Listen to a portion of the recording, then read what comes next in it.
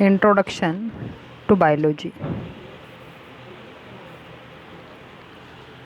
विद्यार्थी मित्रांनो, first welcome to our 11th class and the subject is biology.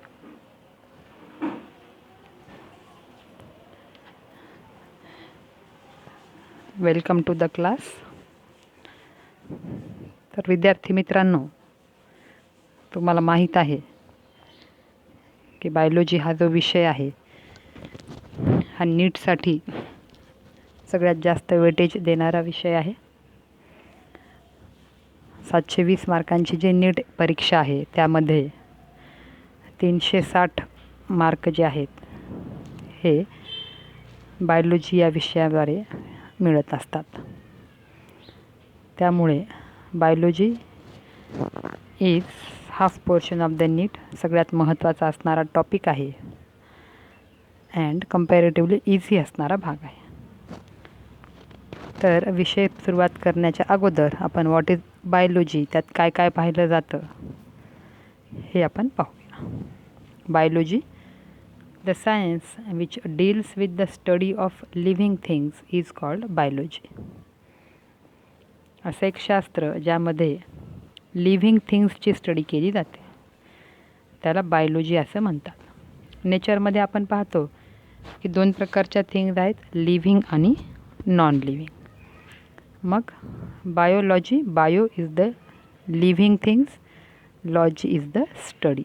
म्हणजे ज्या शास्त्रामध्ये सर्व लिव्हिंग थिंग्सचा अभ्यास केला जातो त्या शास्त्राला बायोलॉजी असं म्हणतात. Father of biology is Aristotle. There are 2 branches in biology. बायोलॉजीमध्ये महत्त्वाच्या 2 ब्रांचेस आहेत. First one is the branch of biology that deals with study of plants is called botany. पहिली जी ब्रांच आहे दॅट इज बॉटनी. आता living things आपल्याला पुन्हा 2 ग्रुपमध्ये डिव्हाइड करता येतात. एक म्हणजे प्लांट्स आणि दुसरे म्हणजे ॲनिमल्स. तर त्यापैकी प्लांट्सची स्टडी ज्या ब्रांचमध्ये केली जाते त्याला बॉटनी असं म्हणतात. Father of botany is Theophrastus. Second one is zoology. Zoology is the branch of biology that deals with study of animals is called zoology. आता प्लांटची स्टडी केली जाते त्या ब्रांचला बॉटनी म्हणतात. तर ज्या ठिकाणी ॲनिमल्स किंवा ऑर्गॅनिझम्सची स्टडी केली जाते that branch is called as zoology. Father of zoology is Aristotle.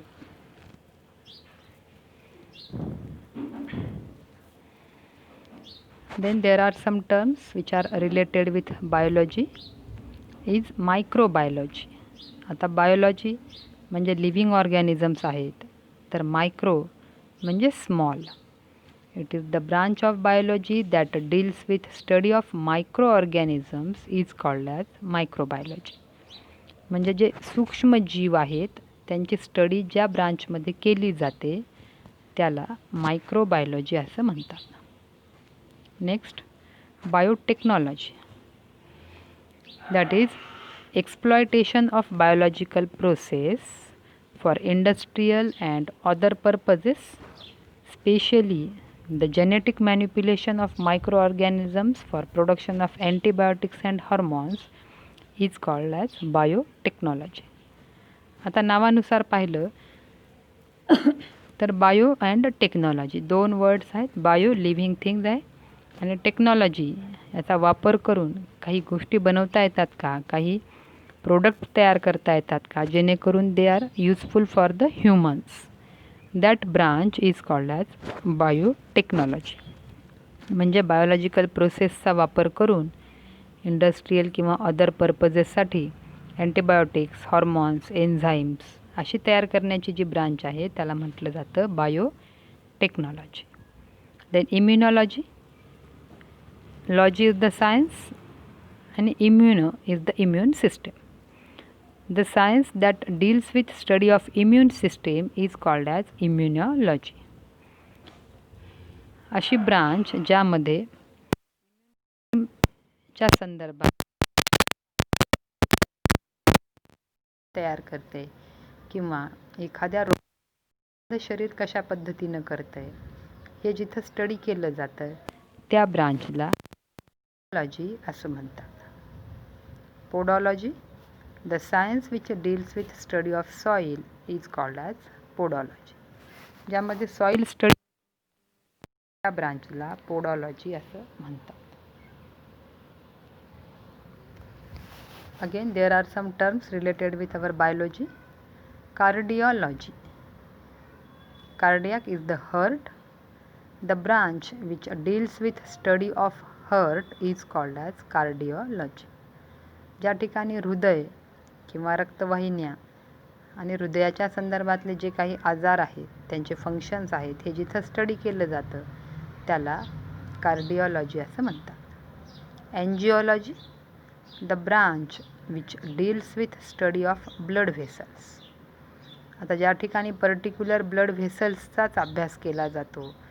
Arteries काय आहेत, व्हेन्स काय आहेत, कॅपिलरी काय आहेत, किती प्रकारच्या आहेत, त्यांचे फंक्शन्स काय आहेत, त्यांचा फरक काय आहे हे ज्या ठिकाणी पाहिलं जातं, शिकलं जातं, that branch is called as एन्जिओलॉजी.